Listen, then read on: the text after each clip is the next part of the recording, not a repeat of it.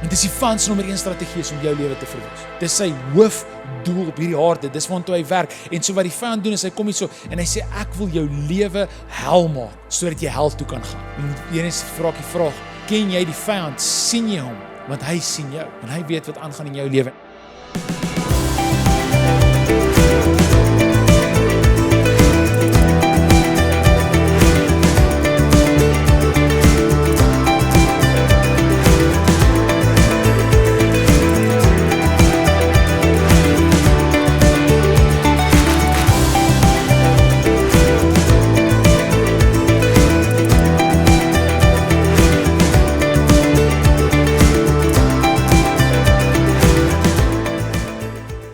Welkom hier by ons midweek aanlyn diens. Hierdie is terugkyk na ons Sondag aand diens wat verby is en waaroor ek gesels het Sondag aand was die idee dat ons as Christene is nodig om te leef as disippels. En ons praat oor ritmes van disippelskap. Geniet hierdie diens en mag dit jou nader aan Jesus bring. So ek wil vanaand vir jou vra, wie is jou vyand? Wie is jou vyand? En ek dink hierdie is 'n belangrike vraag vir elkeen van ons om te vra wanneer ons praat oor wie ons vyand is, want wie jy glo jou vyand is die een teen wie jy die meeste energie kan spandeer om hulle te haat, om hulle teen te staan, om nie plek in jou lewe vir hulle toe te gee nie. En ons het 'n interessante storie in die Amerikaanse burgeroorlog, terwyl hulle besig was om mekaar te verwoes, was al hierdie een middag gewees waar daar ewe skielik 'n klomp mis net tussen die in hierdie woud waar hulle was die hele woud net gevul met mis. En terwyl hierdie troep so loop, hoor hulle aan daai kant is daar ook mense en hulle sê toe nou het ons hierdie vyande van ons, hierdie ouens wat teen ons veg en hulle besluit hulle maak toe hulle gewere reg en hulle begin skiet. En toe daai mense begin toe terugskiet op hulle en éventueel toe die mis verdwyn, toe kom hulle agter hulle was besig om op mekaar te skiet. Hulle was besig om mekaar te verwoes. En hulle het verwar wie die vyand is. Nou ons is besig in 'n ritme of met 'n reeks oor die ritmes van disippelskap en die idee is dat elkeen van ons word uitgenooi om saam met Jesus te leef en ons sekere ritmes wat ons nodig het om te loop, sekere goed wat ons daagliks in ons lewens moet toepas om werklik die man en vrou te word wie Jesus wil hê ons moet wees. Nou kan ek gou sien wie hierso wil die man of vrou word wie Jesus wil hê hulle moet wees. Okay, ek dink dit is ons almal. Nou vir ons om dit te bereik is daar goed wat ons daagliks moet doen en een van hierdie is om daagliks te besef wie jou vyand is. Want as ons nie daagliks besef wie ons vyand is, gaan ons soos hierdie storie wat ek nou net vir jou vertel het van die Amerikaanse burgeroorlog, gaan ons friendly fire hê. Ons gaan veg teen hulle wat nie eintlik ons vyand is nie. En soms gebeur dit op 'n paar verskillende maniere. Een van dit is as jy getroud is vanaand hier, dan dink jy jou huweliksmaat is partykeer die vyand. Jy hoef nie lank getroud te wees om dit te verstaan wat ek nou sê nie. Jy kom terug van 'n moeilike dag by die werk en dan is hulle soos, hoekom het jy nog nie die skorrelgoed gewas nie? En as jy net soos, los my uit, jy weet, soos ek het nie vir goed. Hoekom het jy nog nie die kraan reg gemaak nie? Jy hoef nie elke 6 maande te herinner nie, jy weet, en dan raak julle twee kwaad vir mekaar.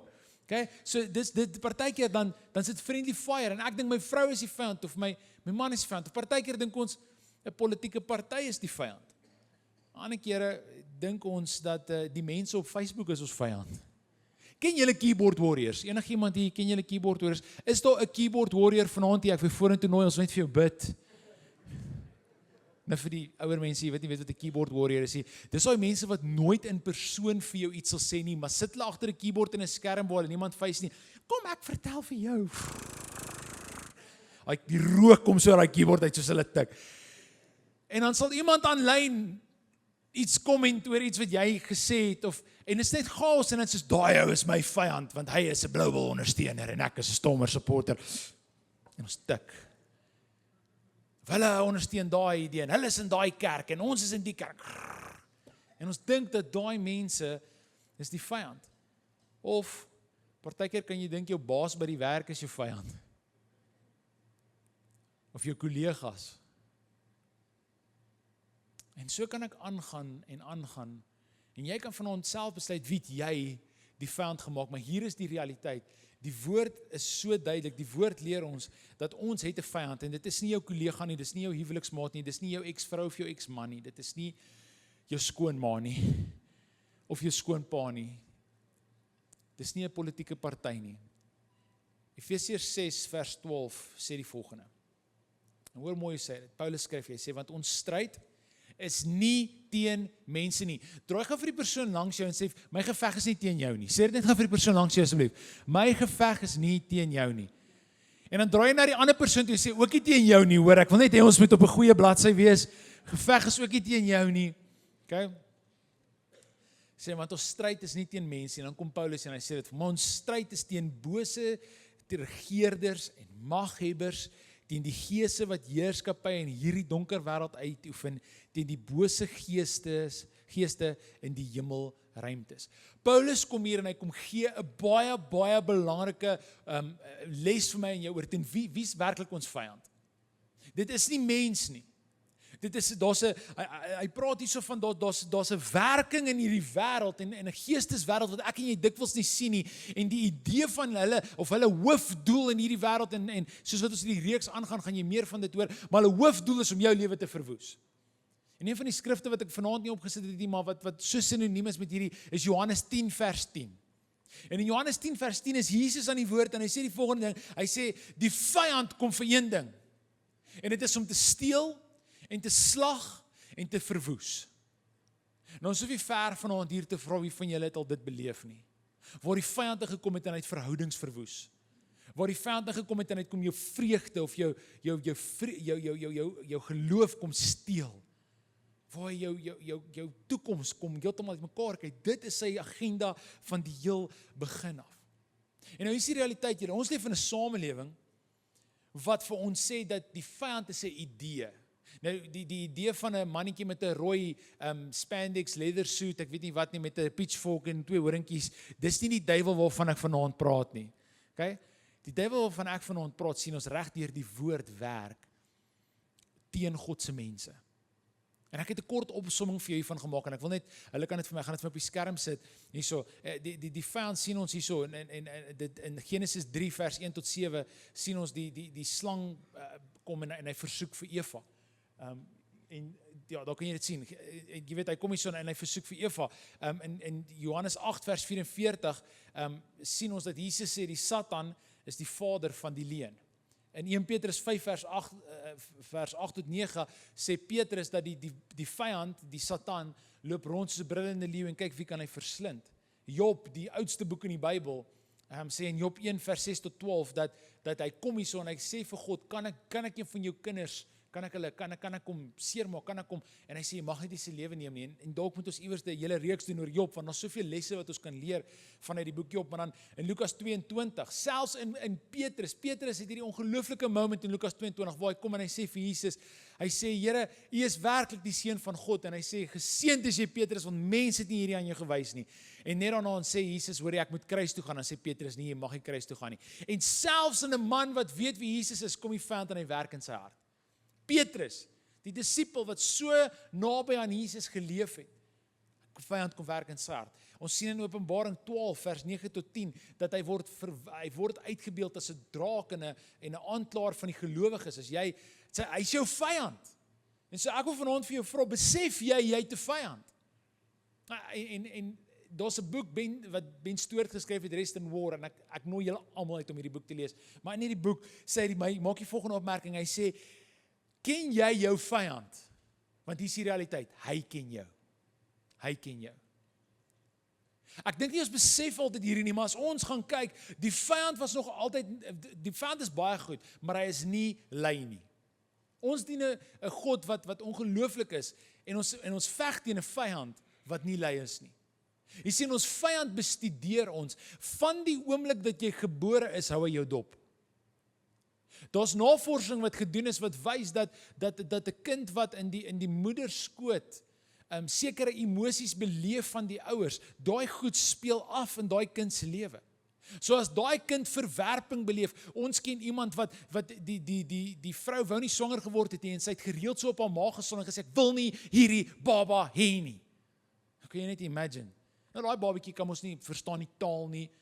Daai kind was gebore en het verskriklik lank gesukkel En toe die kind gebore is, toe raak die ma onmiddellik lief vir hierdie kind en besef, sy was nie op 'n goeie plek nie, en hierdie kind was nie 'n fout gewees nie, en hierdie ma is so lief vir hierdie kind, maar die probleem is, toe daai kind, hoe ouer daai kind geword, en daai kind het in 'n stabiele, gesonde huwelik, gesonde huis groot geword, maar dit wat in die ma gebeur het, en in die moederskoot gebeur het hierdie kind sy identiteit aangetas. En daar's navorsing wat hierdie bewys dat dit wat 'n kind beleef in die moederskoot, spoel uit in die lewe, speel uit in die lewe. En so hierdie kind het verwerping beleef, is iemand wat ons baie goed ken. En moes hierdie persoon moes deur dit werk om gesond te word as gevolg van hierdie verwerping wat hulle beleef het nog voordat hulle gebore is. Nou die rede hoekom ek hierdie vir jou vertel is, want die vyand hou jou dop.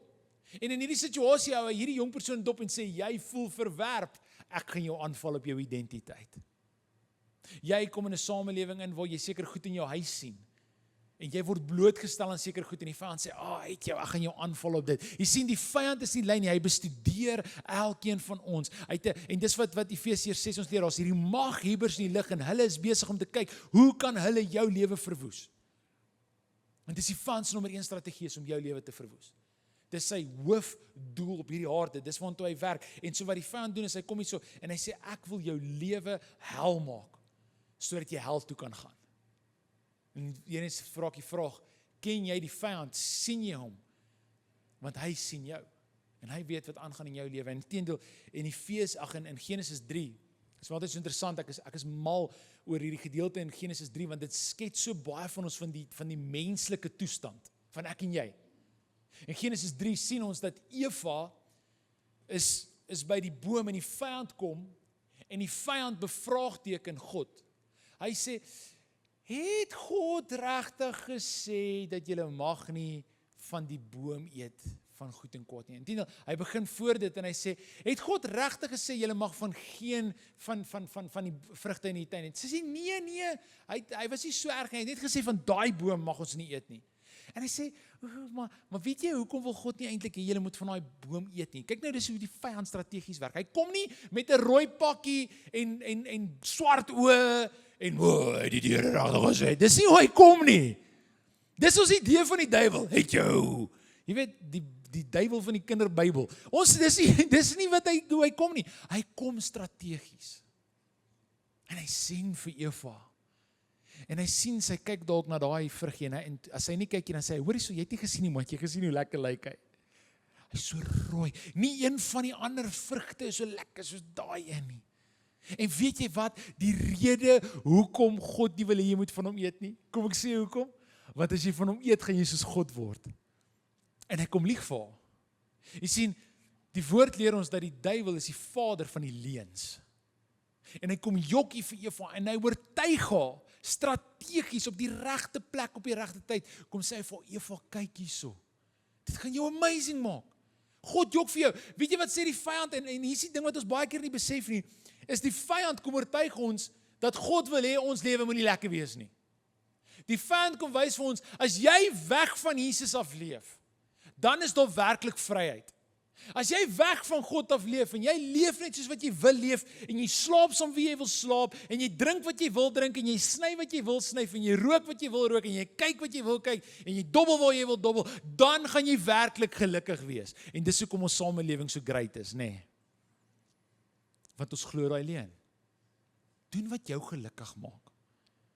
En hy oortuig ons hiervan, en ons plaas kyk ons net na Eva, en sien die impak daarvan. Maar ons kyk nie na die storie van Eva, en ons dink ons is slimmer as Eva, maar die vyand vang ons so gereeld. En so daarom vanaand wil ek vir jou kom, en ek wil vir jou sê, ek en jy het nodig om te besef, dat die manier hoe die vyand ons aanval, is hy val ons aan met leuns. En ek gaan vir jou sê, hier's 'n paar goeters wat hy gedoen het, en wat hy dalk vanaand, soos wat hy in Eva se lewe gedoen het, dalk in jou lewe ook doen. Hy laat Eva twyfel aan die volgende 3 goed. Hy laat Eva twyfel aan God se woord. Het God regtig gesê? Hy laat Eva twyfel in God se karakter. Jy sien, God is net bang, julle gaan soos hy wees. Hy wil nie eintlik vir julle die beste hê nie. En dan God se bedoelings. As jy wil weet waar die vyand in jou lewe werk vanaand, as jy wil sien waar hy jou strategies dalk kom aanval en waar hy jou gedagtes geswaai het, gaan vra jouself die vraag af, waar in my lewe word God se woord bevraagteken, waar in my lewe word God se karakter bevraagteken, en waar in my lewe word God se bedoelings bevraagteken. En jy gaan sien waar hy besig is om jou aan te val. En die hartseer ding is, dikwels sien ons nie eers dit nie. En dan is hy suksesvol daar. Maar die ander ding wat hy doen is, hy kom en hy fluister die volgende goed in ons oor. God is nie regtig goed nie. Hy gee net om oor homself. Jy sal nooit kan verander nie. Jy is verslaaf, jy gaan verslaaf bly, jou ouma was verslaaf, jou ma was verslaaf, jy gaan ook verslaaf wees. En hy fluister dit in jou oor. Jy is wat jy gedoen het. Jy weet daai foute wat jy in die verlede gemaak het, dis nou jou identiteit en daar's niks wat jy kan doen om dit te verander nie.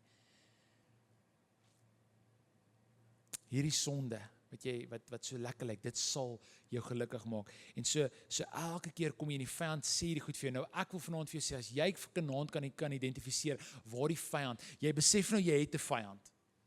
En jy begin sy strategie sien.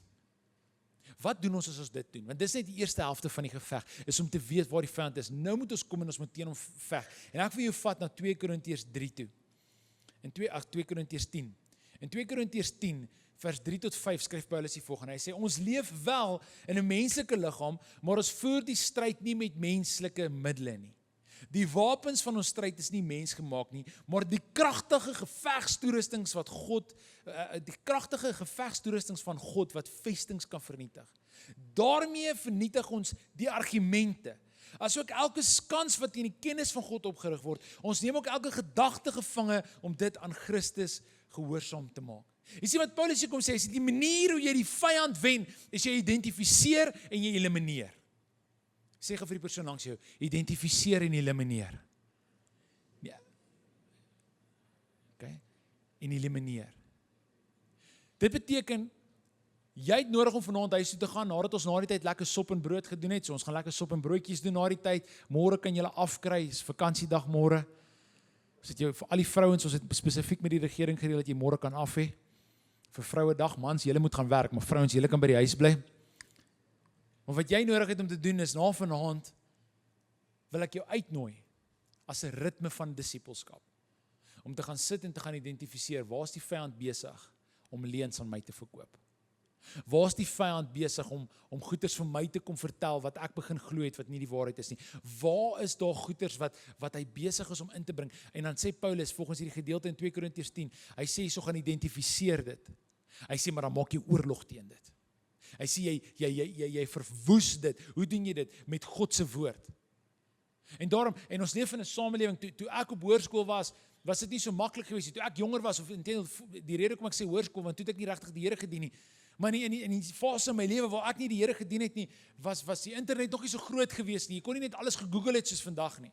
Maar as jy vanaand hier is en jy sê, maar as ek sukkel met my selfbeeld, dan wat jy gaan en jy gaan op die Google. Het ek nou net gesê op die Google. Jy gaan op die Google. Ek klink soos 'n ou mens. Jy gaan op Google, jy sê vir Google, gee vir my skrifgedeeltes oor my identiteit in die woord. En dan kry jy daai gedeeltes.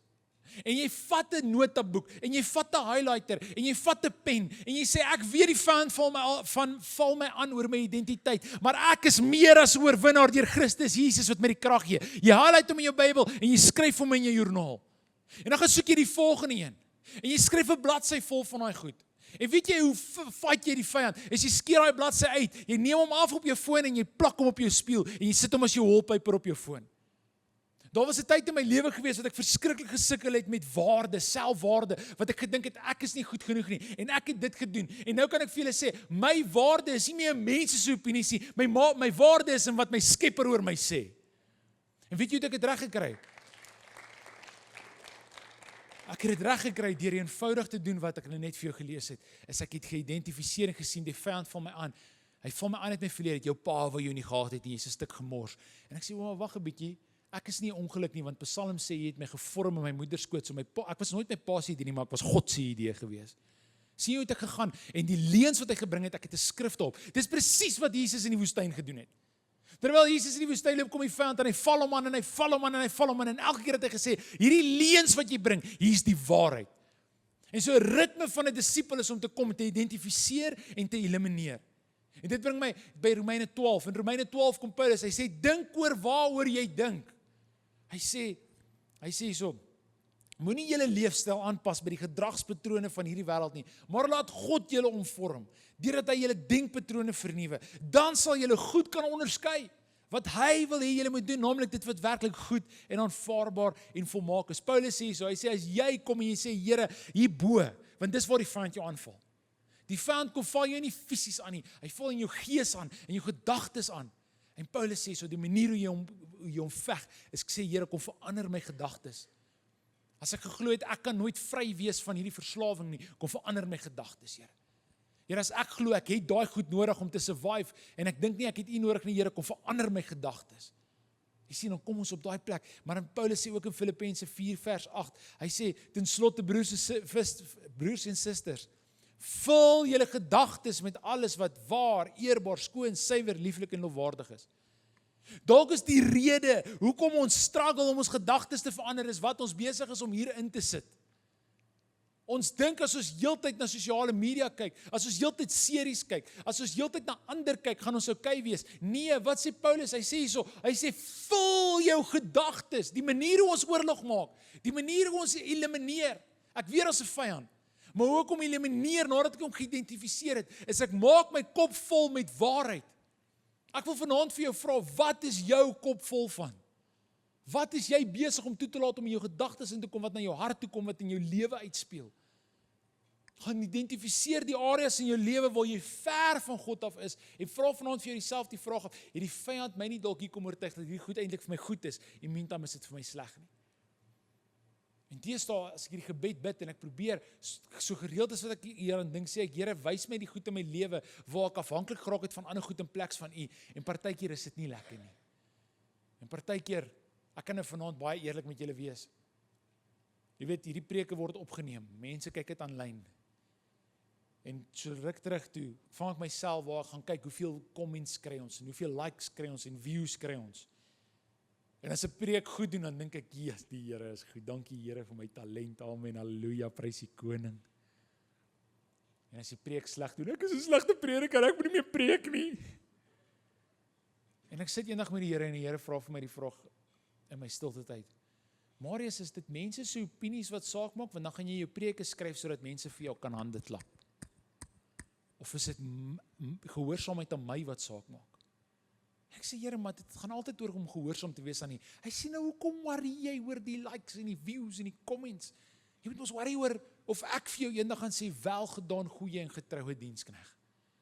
En dis 'n aanhoudende ding in jou lewe, en dis nou 'n voorbeeld uit my eie lewe uit, waar ek gegaan het, en myself probeer meet teen wêreldse standaarde, en meantime het ek net nodig om terug te kom na my pa se hart toe, en te sê, Papa, wat wil U hê moet ek doen? Hemelse Vader, wat wil U hê moet ek doen? Jy sien, waarmee vul jy jou gedagtes? Want dit is hoe ons die vyand veg. Ons kom en ons sê, ons gaan nie meer toelaat, dat hy in ons inkom nie. Jy sien, die vyand kom klaar ons aan, en hy kom sê vir ons 'n klomp goed, maar hier's wat ek vanaand, as ek een ding in jou gedagtes vanaand kan inbring, ons weet ons het 'n vyand, ons identifiseer hom. Ons kom en ons sê, ons gaan nie net toelaat dat hy in ons gedagtes ronddwaal, en amok maak nie, ons gaan hom elimineer. Maar dan wil ek vanaand vir die volgende sê, ons het die een liedjie toevallig wat ons vanaand gesing het, was The Battle Belongs to the Lord. Het jy geweet vanaand dat die oorwinning behoort aan Jesus? Dat Jesus het eintlik die vyand alreeds oorwin? John Dre sit vir my daai gedeelte op wat Jesus se oorwinning wys. Jy sien, Jesus se oorwinning, Matteus 4 vers 1 tot 11, is wat ek nou van gepraat het. Jesus kom en die vyand kom, en Jesus wys vir hom, jy sal nie vir my sê wie ek is, of wat ek kan doen, of wat my roeping is nie. My Vader bepaal daai goed. As jy in Kolossense 2 vers 13 tot 15 kom, dan sê Paulus hierso dat Christus het die vyand ontwapen, en die magte het hy van die vyand het hy heeltemal plat geslaan. As jy 'n foto wil neem van 'n skrifgedeelte vanaand, of op die Bible app wil save, is dit hierdie gedeelte. Want jy sien, ek kan nie die vyand oorwin uit my eie krag uit nie. En dis hoekom ons vanaand gesing het, the battle belongs to you. Dis nie ek nie, dis hy. Hy veg vir my, daar sien jy dit. Verder kan ons gaan, Hebreërs 2 vers 14 tot 15, sien ons dat Jesus het die dood van mag heeltemal verwoes. Die dood het nie meer die mag oor my en jou nie. En Johannes 3 vers 8 sê, Jesus het gekom om die werke van die duiwel te vernietig. Dis hoekom hy gekom het. En hy was suksesvol geweest. En natuurlik Johannes 16 vers 33 waar Jesus sê, ek het die wêreld oorwin. Die boosheid van hierdie wêreld ek het oorwin. So raai wat vanaand, disipel van Jesus, man en vrou wat vanaand sê, ek loop saam met Jesus Christus. Jy is meer as 'n oorwinnaar as gevolg van wat Jesus gedoen het. Is enigiemand vanaand dankbaar daarvoor? Dat ons kom en ons veg vanuit oorwinning, nie vir oorwinning nie. En so ons sien ons het 'n vyand. Ons identifiseer vanaand waar hy in ons lewens werk. Maar ons sê die manier en die rede hoekom ek weet ek sal suksesvol wees as ek hom teëstaan, is want ek dien die een wat hom op bloedneus gegee het en hom op Golgotha gewys het, jy sal nie meer 'n vashou hê op my kinders nie. Ek en jy moet dit net vanaand aanneem. Ek en jy moet net vanaand kom en sê, Here, hier's ek. En so ek vir jou vra om jou oë te sluit vir 'n oomblik. En ek gaan die band vra om vorentoe te kom.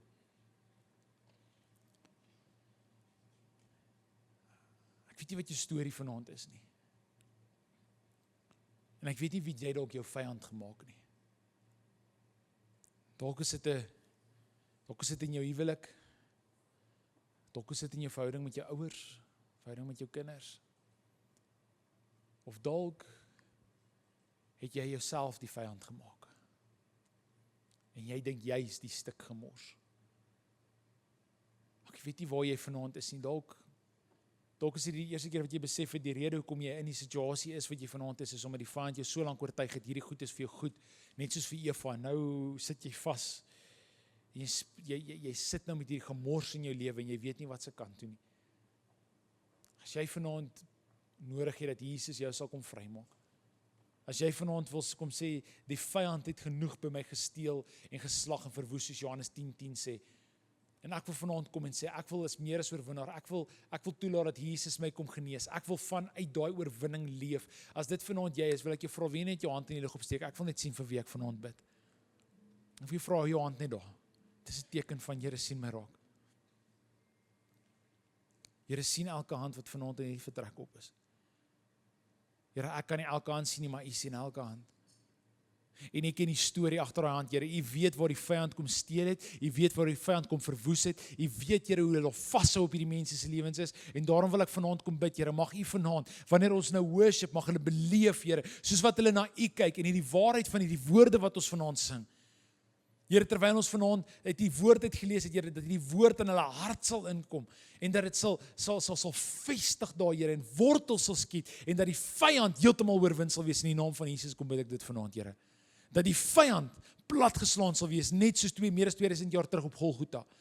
Dat hy sal besef, hy het nie meer vashou op hierdie mense se lewens nie, want hulle kom nou soos Romeine 12:2 en sê, Here, kom verander die manier hoe ons dink. Ons is nie meer slawe nie, ons is nou vry. Here, daar waar ons dalk ander die vyand gemaak het, is my gebed vanaand, Here Jesus. Daar waar ons nodig het om verskoning te gaan vra.